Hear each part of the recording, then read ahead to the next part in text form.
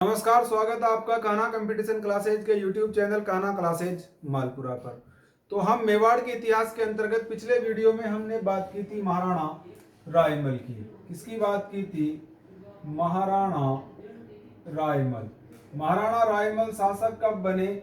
1473 से 1509 ईस्वी तक। कब तक ये शासक रहे? 1509 ईस्वी तक। पिछले वीडियो में हमने देखा था कि 1503 में मालवा के शासक गयासुद्दीन ने किसको पराजित कर दिया था? मेवाड़ को। अब 1503 में पराजित उसने किया, तो उससे पहले दो बार वो स्वयं पराजित हुआ। तो इस बीच मेवाड़ में ऐसा क्या हुआ? मेवाड़ क्यों कमजोर हुआ? इसका कारण हम जानने के लिए इस वीडियो में देखेंगे। देखो, महाराणा रायमल की 11 रानियां थी। 11 रानियां, 13 इनके पुत्र थे और 2 इनकी पुत्रियां थी। अब हुआ क्या? इनकी सबसे बड़ी कमजोरी क्या रही कि इन्होंने अपने जीवित रहते यानी जीते जी कभी मेवाड़ का उत्तराधिकारी ये चुन नहीं पाए। अब मेवाड़ का उत्तराधिकारी जब ये नहीं चुन पाए तो इनके जितने भी पुत्र हुए उन सभी के अंदर एक महत्वाकांक्षा जाग गई कि मैं मेवाड़ का अगला शासक बनूंगा। तो इनमें हुआ उत्तराधिकार संघर्ष। तो उत्तराधिकार संघर्ष वैसे सभी में था, लेकिन मुख्य रूप से अगर देखें तो मुख्य संघर्ष था एक तो पृथ्वीराज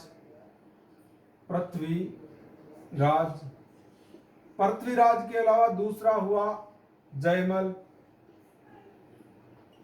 तीसरा हुआ राय सिंह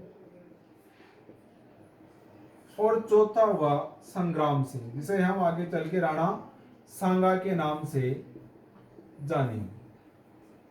इनके बीच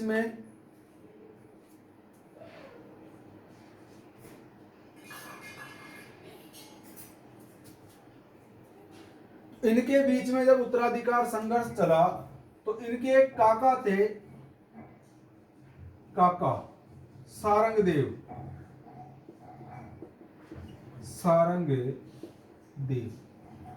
इन सारंगदेव ने क्या किया? इन सबको इकट्ठा किया और एक ज्योतिषी के पास ले गए। और ज्योतिषी के पास ले जाकर इन्होंने जब भविष्यवाणी कराई तो ज्योतिषी ने जब कुंडली देख के कहा, बोले सबसे प्रबल राजयोग किसका है? संग्राम सिंह का। तब वहीं पर पृथ्वीराज ने तलवार से आक्रमण किस पे किया? संग्राम सिंह पर। इस आक्रमण में, इस हमले में संग्राम सिंह जीवित तो बच गए, लेकिन उनकी एक आंख चली गई। उसके बाद सारंगदेव ने इनको समझाया, बोले क्यों ज्योतिषी की बातों में आते हो सकता है कि इसकी बात झूठ भी हो और तुम लड़ रहे हो इनकी बातों में आकर। यहां से समझाकर वापस ले गए। फिर उसके बाद सारंगदेव इनको ले गए एक बीमल गांव में। कहां पर ले गए? बीमल गांव में। यहां पर एक चारण पुजारिन थी, ऐसा कहते हैं कि जब ये वहां पर पहुंचे तब पुजारिन गांव में नहीं थी। तो इन्होंने क्या किया कि वहां सब बैठ गए अलग अलग, कोई किस पे बैठ गया, कोई पत्थर की शिला पे बैठ गया। जो संग्राम सिंह थे उन्होंने क्या किया, जब बैठने की जगह कहीं दिखी नहीं तो एक बाघ की खाल बिछाई और उस पर बैठ गए। कौन? संग्राम सिंह।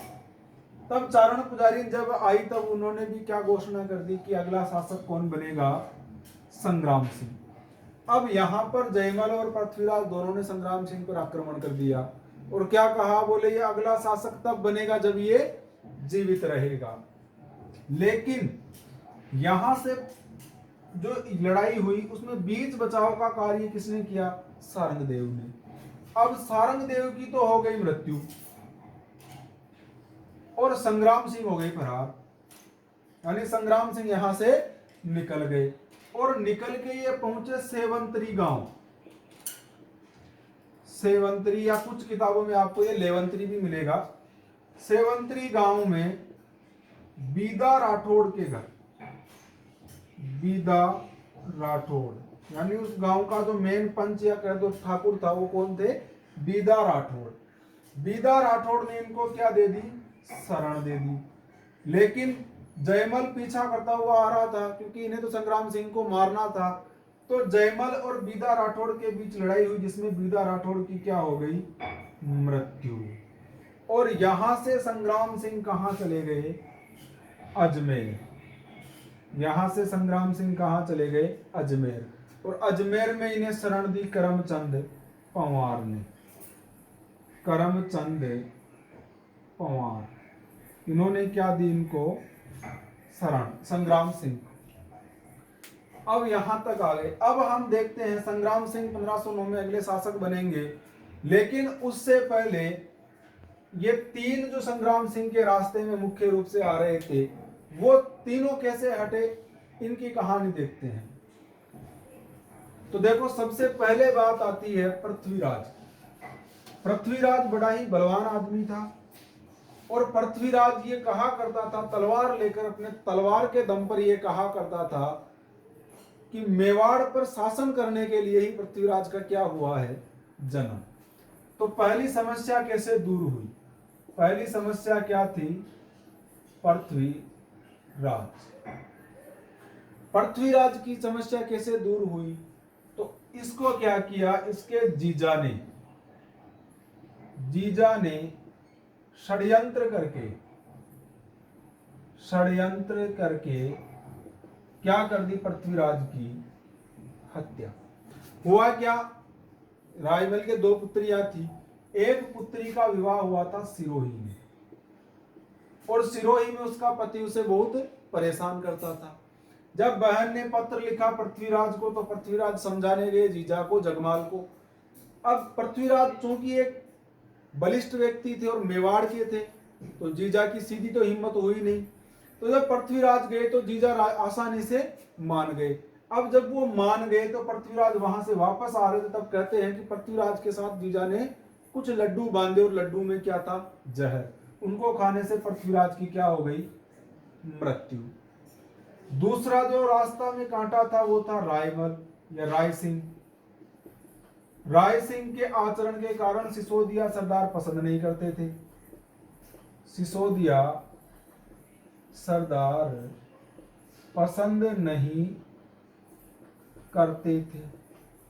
दूसरा कांटा वैसे दूर हो गया। तीसरा आता है जयमल। अब देखो, डॉक्टर दशरथ शर्मा के अनुसार, दशरथ शर्मा के अनुसार जयमल सोलंकियों से लड़ते हुए वीरगति को प्राप्त हुआ था। सोलंकी राजपूतों से, यानी किसी युद्ध में सोलंकियों से लड़ते हुए मृत्यु। लेकिन इसके तरह एक कहानी और आती है, और वो कहानी क्या है, मेवाड़ की एक जागीर थी टोडा, और टोडा के शासक थे राव सुल्तान। टोडा के शासक कौन थे, राव सुल्तान। अब टोडा पर आक्रमण किया मालवा के शासक गयासुद्दीन ने। गयासुद्दीन कहां का शासक था, मालवा या मांडू का। गयासुद्दीन ने जीतकर अपने अधिकार में ले लिया टोडा को। अब राव सुल्तान की एक पुत्री थी ताराबाई। पुत्री कौन थी, ताराबाई। राव सुल्तान ने एक प्रतिज्ञा ली यहां पर कि जो भी ये टोडा जीतकर मुझे वापस दे देगा, अपनी पुत्री का विवाह मैं उसके साथ कर दूंगा। और राव सुल्तान टोडा से भागकर कहां आ गए, मेवाड़। अब मेवाड़ में जब ये आए, तब कहते हैं कि जयमल ने राव सुल्तान से ताराबाई से शादी करने की इच्छा जताई। तब राव सुल्तान ने शर्त बताई कि आप टोडा जीतकर मुझे दे दो, मैं ताराबाई का विवाह आपसे कर दूंगा। जब ये शर्त का पता चला जयमल को, तो कहते हैं कि जयमल ने इनके साथ अशिष्ट व्यवहार कर दिया, यानी बदतमीजी से कोई बात कह दी जयमल ने। जब जयमल ने ये बात कही तो राव सुल्तान ने जयमल की क्या कर दी, हत्या। और हत्या करके रायमल को समाचार भिजवा दिया, बोले आपके पुत्र ने हमारे साथ ऐसा व्यवहार किया और हमने क्या कर दी, इसकी हत्या। तो दो कहानियां यहाँ पर है। अब हुआ क्या, पृथ्वीराज। अब यहाँ पर देखना, ताराबाई का विवाह किसके साथ हुआ, विवाह हुआ पृथ्वीराज के साथ। पृथ्वीराज के साथ, यानी पृथ्वीराज ने टोडा जीत के किसको दे दिया था, राव सुल्तान को। और पृथ्वीराज ने अजमेर के दुर्ग का नाम, अजमेर के दुर्ग का नाम तारागढ़ रखा, तारागढ़ रखा तथा मरम्मत कार्य करवाया, कार्य करवाया। किसने करवाया? पृथ्वीराज ने। इसी पृथ्वीराज को कहते हैं उडाना पृथ्वीराज। ये ध्यान रखना, उडाना ये बहुत अच्छा धावक था। पृथ्वीराज, पृथ्वीराज। छतरी कहां पर है? कुंभलगढ़। छतरी किस किले में है? कुंभलगढ़। कुंभा को पढ़ा था, बताया था मैंने आपको। कुंभलगढ़ में छतरी है। कितने खंभों की है? 12 खंभों की छतरी, 12 खंभों की छतरी। अब चलो जी, ये सारी समस्याएं समाप्त हो गई। अब लास्ट में बचे कौन? राणा संग्राम सिंह। तो 1509 में रायमल ने जब मृत्यु शैया पर थे, तब इन्होंने अजमेर से संग्राम सिंह को बुलाया और मेवाड़ का क्या बनाया? शासक। संग्राम सिंह शासक बने। अब जो हम पढ़ेंगे वो किसको पढ़ेंगे? संग्राम सिंह। किस नाम से? राणा सांगा के नाम से। अब ये तो रायमल की एक नेगेटिव बात थी। इसके अलावा रायमल की एक पॉजिटिव, कुछ पॉजिटिव बातें यानी कुछ सकारात्मक बातें भी थी। अब सकारात्मक बातें क्या थी? तो सकारात्मक बातें थी, इन्होंने अपने काल में खेती को प्रोत्साहन दिया। खेती को क्या दिया? प्रोत्साहन। किसने दिया? महाराणा रायमल। इन्होंने अपने काल में खेती को प्रोत्साहन दिया, तो खेती के लिए इन्होंने तालाबों का निर्माण करवाया। तो तालाब कौन से थे? एक तो थे राम, दूसरा तालाब शंकर, और तीसरा तालाब है समया संकट। ये 3 बड़े जलाशयों का क्या करवाया इन्होंने? निर्माण। इसके अलावा इनका प्रमुख शिल्पी यानी वास्तुकार, प्रमुख शिल्पी कौन थे? प्रमुख शिल्पी या वास्तुकार थे अर्जुन। और हमने पढ़ा था रायमल, रायमल किसके पुत्र? कुंभा के पुत्र। और कुंभा के और आवल बावल की संधि हुई थी राव जोधा के बीच में। तब राव जोधा ने अच्छे संबंध स्थापित करने के लिए अपनी पुत्री श्रृंगार देवी का विवाह किससे किया था? रायमल से। तो इनकी पत्नी श्रृंगार देवी, और ये जानकारी हमें कहां से मिली? घोसुंडी की बावड़ी से। तो श्रृंगार देवी ने क्या बनवाई थी? घोसुंडी की बावड़ी, बावड़ी का निर्माण कराया। ये यहां तक थे महाराणा रायमल। अगले भाग में हम पढ़ेंगे महाराणा संग्राम सिंह को, जिनको महाराणा सांगा के नाम से जानेंगे।